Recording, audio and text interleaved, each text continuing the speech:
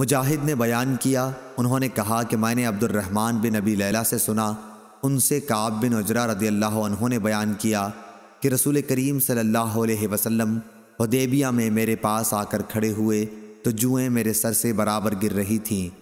آپ نے فرمایا، یہ جوئیں تو تمہارے لیے تکلیف دینے والی ہیں۔ میں نے کہا جی ہاں۔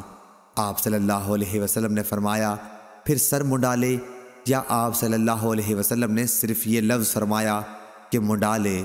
انہوں نے بیان کیا کہ یہ آیت میرے ہی بارے میں نازل ہوئی تھی کہ اگر تم میں کوئی مریض ہو یا اس کے سر میں کوئی تکلیف ہو، آخر آیت تک۔